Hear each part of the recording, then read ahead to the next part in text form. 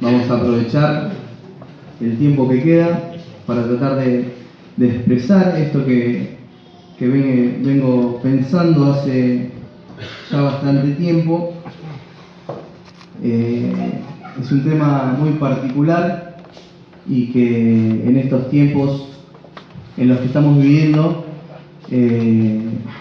a veces se necesita refrescar algunas cosas para que lo que sucede no nos afecte, sino que sepamos por qué sucede lo que sucede, por qué pasa lo que está pasando y podamos tener la tranquilidad y la paz que nos da Dios. No sé si todos tuvieron acceso a la fotito que mandó Eddie, que le pasé por el WhatsApp en el grupo. Los que están en el grupo pueden haber visto la foto. Había una persona allí, un hombre, que sostenía al mundo en un dedo. ¿Sí? ¿Vieron cómo hacen los jugadores de básquet cuando controlan la pelota en un dedo? Bueno, ese hombre estaba con una actitud muy soberbia, ¿sí? Muy de control sobre el mundo. Y ese es el tema de esta noche. El hombre de los postreros días. El hombre que hoy lo que busca es tener dominio, tener control, tener la situación en las manos controlada, sin dar crédito, sin buscar a Dios, sin ponerlo en el primer lugar a Dios. ¿Sí? El hombre lo que va a hacer es desplazar a aquel que creó, el universo, para sentirse él Dios y tener bajo control todo. Ahora vamos a ver lo que sucede cuando una persona empieza a tomar esta postura. El hombre se vuelve estorbante a la obra de Dios. Una persona que toma esa postura es una traba en los planes de Dios, es una traba en la iglesia, en la prosperidad de la iglesia, en la prosperidad de la obra de la iglesia. Si bien Dios va a ser quien realice la obra, va a haber personas en las congregaciones que van a tratar de impedir que la obra de Dios se haga tal cual tiene que ser, metiendo, la mano donde no tiene que meter. El hombre cree que puede salvar al mundo.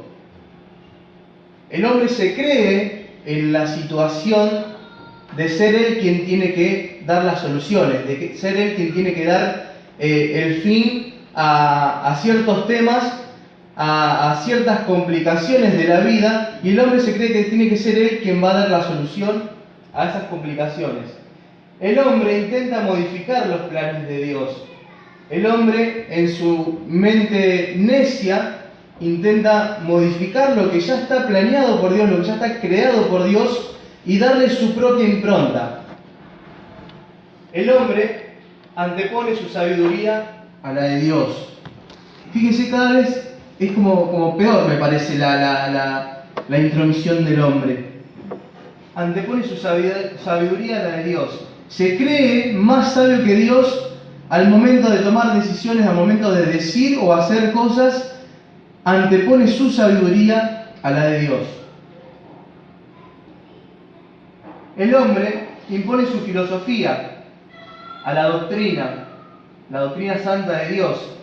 El hombre cree saberlo todo, ¿sí? Y se hace de una filosofía propia, de una creencia propia, y la expone, ¿sí? Queriendo dejar de lado la doctrina santa de Dios. El hombre quiere tener protagonismo en el perfecto plan de Dios, ¿sí? Al hombre no le alcanza con lo que Dios muestra en su palabra, con lo que Dios dice cómo se tiene que hacer y cómo se va a hacer y qué es lo que quiere que hagamos. Al hombre no le alcanza y él quiere, como dijimos antes, meter su impronta, meter su mano y sentirse parte de ese plan. No sentirse parte porque somos parte del plan de Dios, sentirse parte de la realización del plan, para que se entienda. El hombre se esfuerza por ayudar a Dios a ser Dios. El hombre se esfuerza para ayudar a Dios a ser Dios. Algo totalmente banal, algo totalmente inaceptable a los ojos de Dios, cuando un hombre que a los ojos de Dios es nada, no es más que pecado, se cree en el poder de ayudar a Dios a ser Dios. ¿Y qué ejemplo te puedo dar de esto? Montones de ejemplos tenemos para hablar de esto. El hombre modifica las leyes a su antojo, ¿sí? El tema más candente de la actualidad es el aborto, donde el hombre quiere decidir cuándo hay vida y cuándo no. El hombre decide cuándo hay vida y cuándo no, entonces pone como ley un aborto legal, sin tener en cuenta los planes de Dios, sin tener en cuenta que Dios instituyó la vida, que Dios es el dueño de la vida. Entonces el hombre se cree en el poder de tomar el lugar de Dios, de tomar decisiones de esa magnitud. ¿Sí? No hablemos de cosas, sino vamos a hablar de las cosas que nos preocupan en la actualidad y que son ciertas porque están pasando, porque están generando controversias, están generando discusiones, y hasta en las mismas iglesias se generan problemas, hasta de debates de si estoy de acuerdo o no estoy de acuerdo, de si me confundo o no me confundo, si será verdad, no será verdad. Y esto de confusiones, de distracciones, son nada más y nada menos que herramientas que usa el enemigo para confundir. Y afuera no está el problema, Esto que yo estoy queriendo exponer en esta noche es para nosotros, es para el adentro, es para la iglesia, es para las iglesias, donde el enemigo está generando surcos, está metiendo sed a poquito con temas muy delicados y está generando heridas, está lastimando, está generando divisiones dentro de las congregaciones.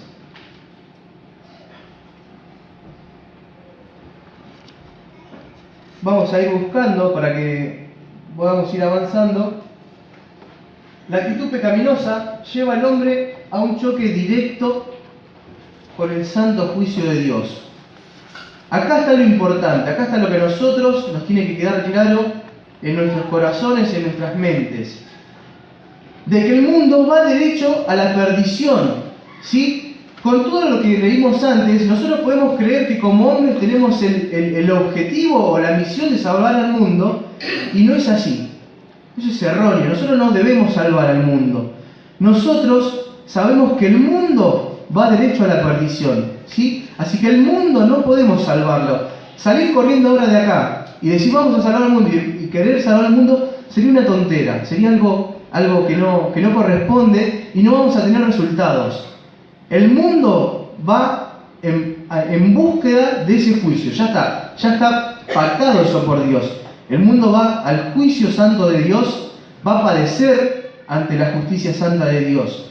Ahora, nosotros, nuestra función en este mundo, no es salvar al mundo, sino ir por las personas que están en este mundo. Quiero que se entienda esa diferencia, porque uno por ahí cae en la confusión esta de que me ha pasado de hablar con hermanos con el tema de la evangelización.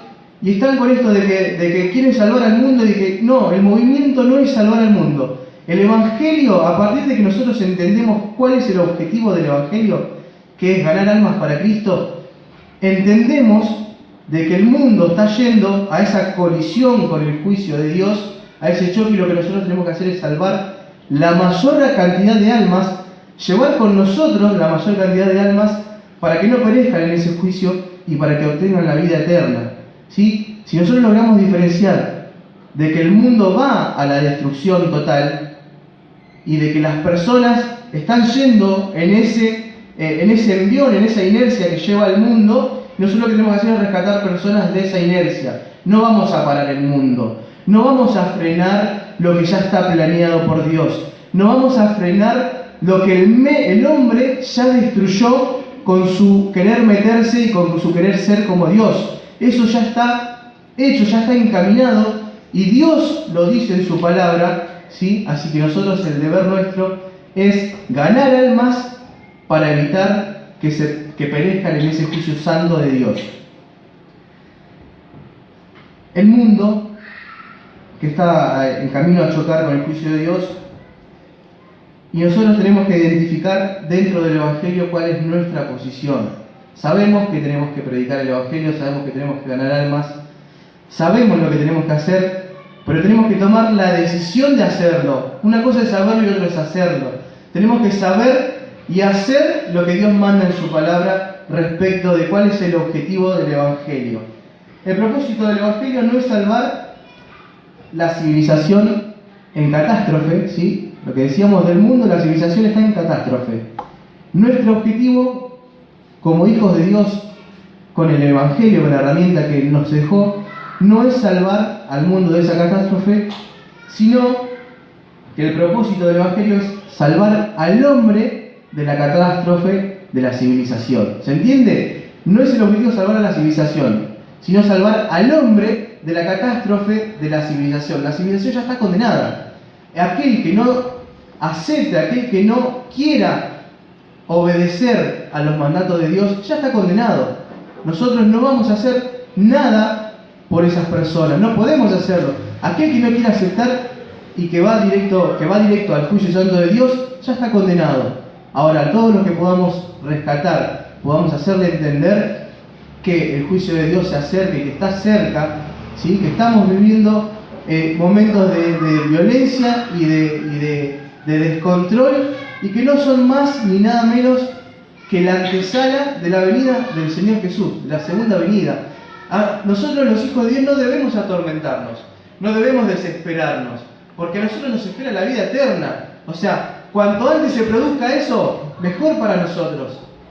El mundo está desesperado, el mundo es el que está, las personas que van con esta inercia al choque del juicio santo de Dios, es la que debe estar desesperada. Y nosotros debemos acudir a la ayuda de esa gente desesperada con el Evangelio. Conociendo el plan de salvación de Dios, entonces lo que debemos averiguar nosotros es cuál es nuestra posición en estos últimos tiempos. Saber qué hacer no para sobrevivir nosotros, ¿sí? Porque nosotros ya somos salvos, ya estamos librados de aquel juicio, de aquella ira venidera. Debemos concentrarnos ahora en qué debemos hacer para llevarnos con nosotros más almas ganadas para Cristo. El apóstol de Pablo habló de esto. Segunda Timoteo es el mensaje, está basado en estos 5 versículos primeros de Segunda Timoteo capítulo 3.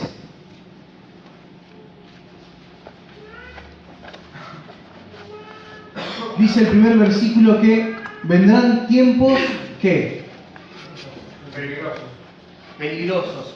Saben que la palabra peligroso aparece 2 veces en el original de la Biblia. En el original aparece otra vez en Mateo, donde dice, en vez de peligroso, ya está traducida en las Biblias nuestras, dice tiempos de violentos, o sea, tiempos de extrema violencia. Así que la palabra esta peligroso que aparece 2 veces nomás en el original, y acá nosotros la vemos una sola vez en la traducción nuestra, dice que es el tiempo. La palabra acá en la Biblia dice tiempos peligrosos de extrema violencia, tiempos de confusión, tiempos de desesperación. Y acá, donde vienen los tiempos peligrosos, volvemos otra vez a repetir esto. El mundo se está preparando el escenario ¿para quién? Para el anticristo, aquel rey, aquella persona que va a reinar en el mundo, que es el anticristo. Todo esto que está sucediendo, todo lo que nosotros vemos en el día a día, en los noticieros, en internet, por todos lados, está clarísimo que son los tiempos, los últimos tiempos, ¿sí? Donde vamos a empezar a ver mucho sufrimiento, mucha violencia, mucha muerte en exceso, y eso no es más ni nada menos que la preparación del mundo para recibir a aquel que va a ser el anticristo. Entonces, me parece, y nos tiene que parecer ilógico como hijos de Dios, querer ir contra eso, querer chocar contra eso. Mirá, yo no defiendo ni el movimiento feminista, ni el movimiento de los hombres, no, porque uno como hijo de Dios debe tener una postura acorde a lo que dice la palabra de Dios. ¿Saben lo que dice una persona? ¿Está anotado ahí? No, lo tengo yo acá, perdón. Hay una persona muy conocida en el ambiente de esta movida nueva feminista, que lo que dice es: debemos destruir el amor, dice ella. ¿Por qué? Dice: el amor fomenta vulnerabilidad, dependencia de otro. El amor fomenta posesión, susceptibilidad al dolor. El amor impide el desarrollo de la mujer. Ese es el movimiento que hoy recorre las calles, ¿sí? Eso es lo que se está impulsando desde afuera a creer de que el amor debe ser abolido, debe ser desechado, y de que lo que importa es uno solo, es uno mismo, de que el otro no importa, de que el amor al marido no importa, eso hay que abolirlo, eso hay que destruirlo. Eso es lo que dice el movimiento femenino. Esta mujer, ¿sí? Hay muchas que van con este movimiento y que ponderan lo que dice esta mujer, que avalan lo que dice. Hay otras que creería que no, pero bueno, ella dice que hay que destruir el amor.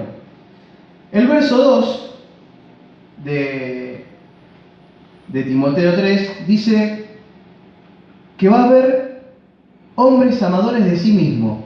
Seguimos con lo mismo, ¿sí? Todo es muy antropocéntrico. El hombre empieza a tomar lugar. El hombre quiere tomar lugar. Y ese hombre antropocéntrico es el que destruye las iglesias.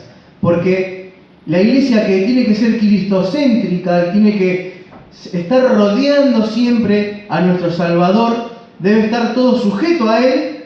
El hombre quiere ocupar ese lugar y empieza a destruir la doctrina santa de Dios. Empieza a meter de sus ideas en la doctrina santa de Dios. Entonces deja de ser la doctrina santa de Dios para ser la filosofía humana, para hacer lo que yo quiero que se haga, lo que yo quiero que se diga, para vivir como yo quiero vivir. Verso 2 decíamos, amadores de sí mismos. Dice, porque habrá hombres amadores de sí mismos, avaros, vanagloriosos, soberbios, blasfemos, desobedientes a los padres, ingratos e impíos. La desobediencia a los padres, un tema, si ustedes se ponen a profundizar en lo que vamos leyendo ahí, hay un montón de subtemas que se podrían tratar durante horas. La desobediencia a los padres.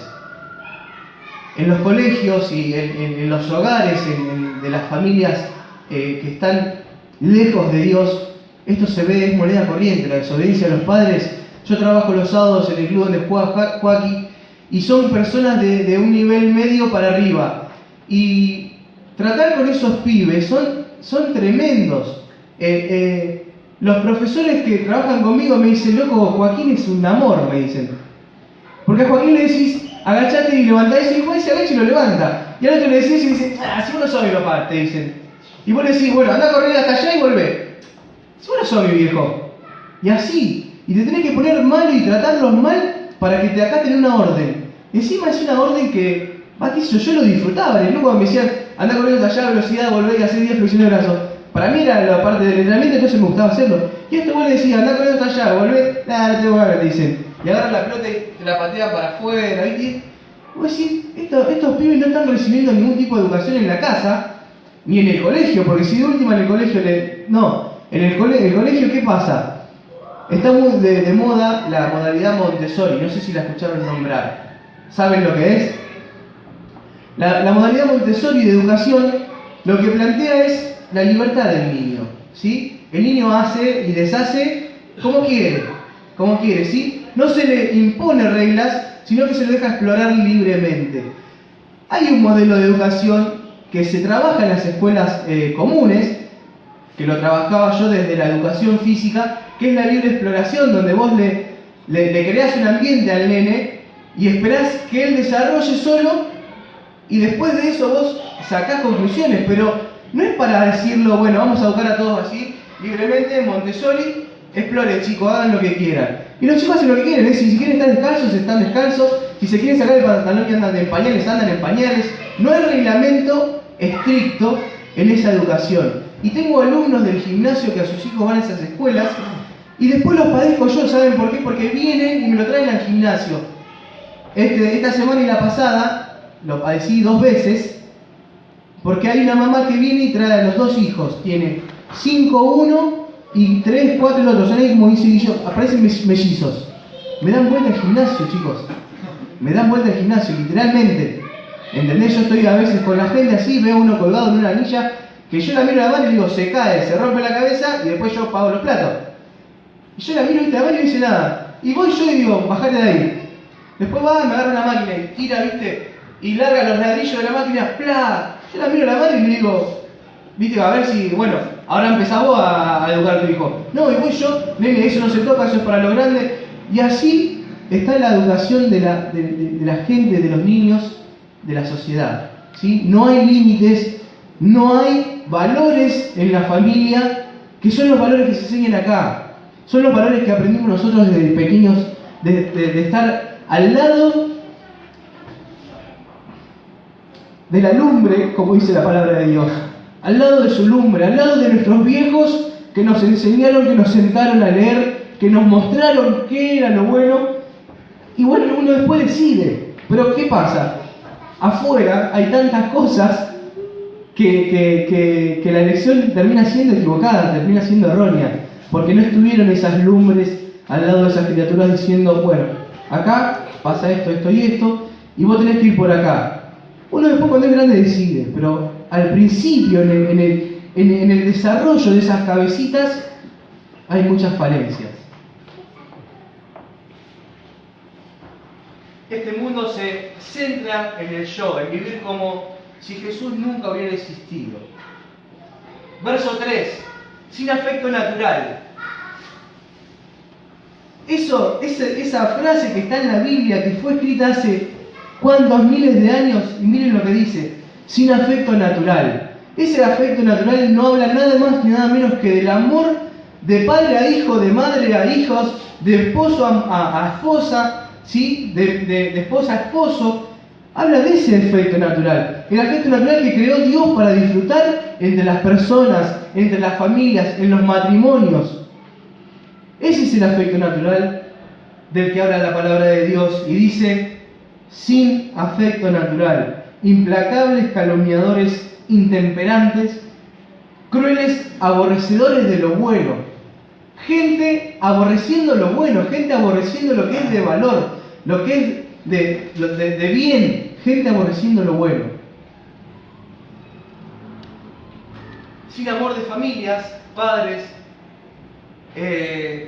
Si entran en Google nomás, vieron que en el celular de abajo de Google aparecen todas las noticias, no sé, de La Capital, de Clarín, de todos los diarios. Yo, sin bajar, sin correr con el dedo, de las noticias que entran en la pantalla nomás, ¿cuántas son de papás que mataron a sus hijos, que violaron, de hijos que mataron a sus padres, de novio que mató a su novia porque la engañó,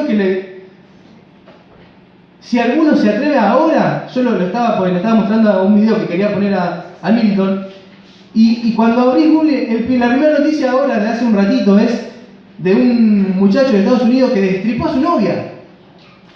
¿Y saben qué dijo en la confesión? Dijo, sí, yo fui, y me alegro porque no me va a engañar con nadie. Ahora, así estamos viviendo, señores, señoras, así estamos viviendo. El verso 4 dice, amadores de los deleites más que de Dios.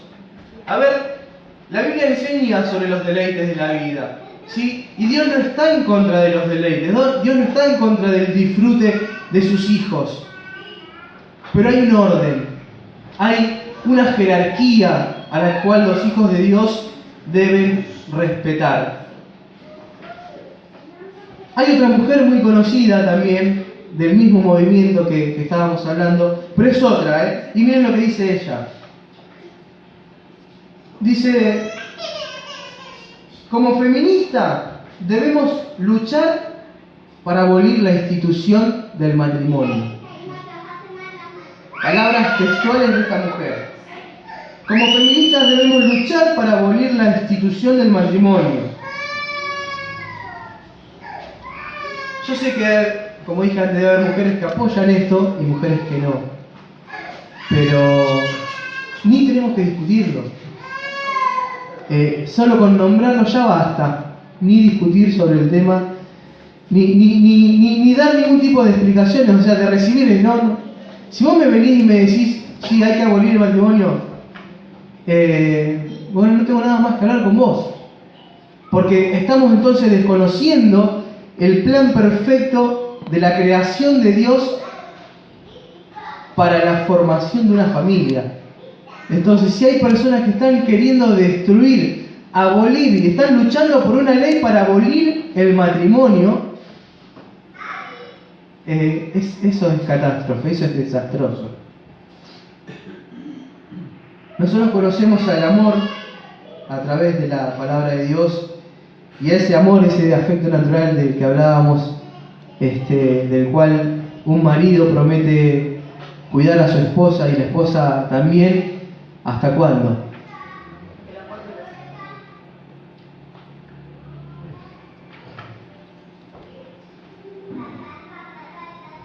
Terrible las cosas que estamos viviendo, terrible la forma en la que está viviendo la sociedad. Y nosotros tenemos que hacer un paréntesis acá, y otra vez insisto con esto ya sabemos cuál es el objetivo del Evangelio, pero nosotros tenemos que definir nuestra posición dentro de ese objetivo. Nosotros tenemos que decidir qué hacer con aquel objetivo que ya fue planeado, ya por Dios está todo hecho. Queda en nosotros tomar cartas en el asunto y poner las manos en el arado y trabajar. Mirá, todas estas cosas que vimos, nos queda un versículo más, lo que hacen es distraer, es generar distracciones. Distracciones, y me ponía contento el día que habló Zorrilla, cuando nombró, también habló de distracciones, y me puse más contento cuando habló Rogelio, y también habló de distracciones. Y saben, esa noche que habló Zorrilla, yo lo frené y le digo, José, mirá, tengo una inquietud. Hace tiempo le digo que estoy dando vueltas con la preparación de un mensaje antes de que Eddie me diga para hablar en esta reunión. Y mirá, me dice, ¿de qué vas a hablar? Y le digo, mira, el mensaje es de esto: el hombre antropocéntrico en la iglesia. Me dice, mensaje delicado, me dice José. Pero dale para adelante, me dice. Dale para adelante porque es lo que se necesita en estos últimos tiempos. ¿Por qué? Me dice. ¿Por qué le digo yo? ¿Cuál es la importancia?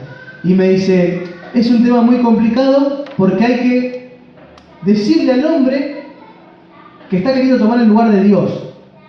Entonces es un tema muy complicado porque el hombre se cree Dios, se cree ser él el que maneja todo, como decíamos antes. Y a la vez es un tema muy útil porque las iglesias necesitan reconocer a Dios, necesitan ser cristocéntricas, como dijimos antes, necesitan reconocer a Dios como el todo en la iglesia. Y yo le decía, ¿sabes, José? Le digo, estuve hablando con Matías hace poco, Matías Barrera, antes de que se vaya para Bolivia. Él le habló acá esa noche y de acá nos fuimos para casa a comer. Y somos muy amigos, muy pegados con él. Y le digo, Mati, ya miren de cuándo venía esta inquietud mía. Le digo, ¿sabes que tengo una cosa, le digo, dentro que me genera por momentos bronca y por momentos ganas de hablar? Y me dice, ¿por qué? Me dice, ¿qué es lo que te pasa? Y le digo, mira, justo esa semana había sido crucial con el tema no del aborto. ¿Saben qué era? La manifestación que se hizo en Congreso o en Plaza de Mayo de docentes. Y me dice, ¿por qué? Porque vi hermanas y hermanos manifestándose en la plaza. Digo. No, me dicen, sí, digo, sí, es más, está en el Facebook, o sea, no los vi yo ni en el noticiero. Ellos se encargaron de subir a Facebook fotos, con las pancartas, y yo digo, ¿a dónde quedó el objetivo del Hijo de Dios? El objetivo del Hijo de Dios es ir a luchar contra una ley o marchar al Congreso contra una ley. No, el objetivo de Dios no es ese. Y a ver, entiéndase esto porque no quiero caer mal. Respecto a la ley del aborto, ¿sí? Nosotros tenemos que manifestarnos en contra. Si alguien nos consulta, debemos decir qué es lo que opina Dios respecto de eso, cuál es lo que dice la palabra de Dios y qué opinión tenemos nosotros de acuerdo a lo que conocemos de Dios. Pero nosotros no vamos a cambiar la ley del aborto, muchachos, chicas. Nosotros manifestándonos en contra de la ley frente al Congreso, no vamos a cambiar la ley. Es lo que estábamos diciendo antes, el mundo va en pos de la destrucción. Entonces todo lo que está sucediendo está siendo visto por Dios. Entonces cuando yo quiero ayudar a Dios a ser Dios, voy a hacer eso. Voy a ir a manifestarme en contra de una ley. En vez de salir a hablarle a las personas de acá afuera, nomás del lado, que necesitan ser salvas. Dios no necesita ayuda. Dios no necesita que nos manifestemos y digamos, el aborto no. Eso no es el plan de Dios. Dios ya tiene su plan armado. Y lo que Él nos pide a nosotros es que seamos luces en donde estemos. Que seamos lumbreras. Y la forma de ser luces es predicar el Evangelio. Es predicar con nuestras vidas aquello que un día hizo Dios en nuestras vidas. No manifestarnos con una pancarta, en una plaza o en una calle, luchando por algo que no sabemos qué va a pasar. Entonces, si no sabemos qué va a pasar, dejemos que Dios obre en eso, dejemos que el poder de Dios se encargue de eso, de aprobar o de no aprobar la ley. ¿Por qué? Porque si se aprueba la ley, va a haber un montón de personas que, a pesar de haber seguido ese movimiento, la conciencia, miren, si hay algo que cambia vidas, que hace reconocer a uno como pecador, es esto, es la conciencia. Todas aquellas personas que firmaron como sí a la ley, aprobando esa ley, yo no creo que duerman tranquilas. Después de haber escuchado a personas, a referentes nuestros hablando en la televisión de qué opina Dios sobre esto, yo no creo que duerman tranquilas. Así que dejemos que Dios se encargue de eso. Nosotros hagamos el trabajo que Él nos manda, que es predicar su palabra. No vayamos a luchar, a manifestarnos contra algo que va en pos de destrucción. El mundo. El mundo ya está declarado. La destrucción los está esperando. El juicio de Dios está esperando al mundo. Encarguémonos de rescatar a los que más podamos. El último versículo. Tendrán apariencia de piedad. Saben, no hay escasez de religiones. Las religiones abundan, ¿sí? Pero las personas necesitan abandonar la religión y acercarse a Jesús. Y de nosotros depende eso, ¿sí? Con una pancarta no vamos a lograr eso. Con un versículo y una palabra de aliento a aquel que lo necesita y que no conoce de Dios, vamos a lograr esto. Que se alejen de las religiones, que se alejen de todo aquello que es vacío. La religión es vacío, está vacía de poder, está vacía de realidad. Acá está la realidad, acá está Dios, acá está la palabra de Dios, la que es viva y eficaz, la que redarguye, la que da aliento, la que restaura. Acá está, no en la religión. Ocupémonos de esto, de salvar vidas, de sacar gente de las religiones y llevarlas a los pies de Cristo, a la cruz, donde está la salvación. Oremos. Bendito Dios, te agradecemos, Señor, por la posibilidad de abrir tu palabra. Señor, danos corazones preparados para salir en búsqueda de aquellos que necesitan ser salvados, Señor, de aquel juicio venidero, Padre. Tú eres la única salida, Señor, y así como nosotros hemos recurrido a ti una vez y hemos encontrado la salvación, Padre, ayúdanos a transmitir esto, este legado que nos has dejado, Padre, que es salvar vidas, ganar almas para ti, Señor. Bendícenos, Señor, y ayúdanos, Señor, a seguir pensando en todo esto, Padre. En medio de las tribulaciones, en medio de los dolores, de las aflicciones y de la violencia de esta sociedad, Padre, que podamos plantar semillas que puedan crecer sanas, Padre, que puedan crecer en el conocimiento de tu palabra, Padre. Señor, bendícenos y ahora despídenos a nuestros hogares con tu palabra, Señor, fresca en nuestros corazones, en nuestras mentes, y que podamos, Señor, cada día anhelar ser más como Cristo. Oramos en el nombre de Jesús. Amén.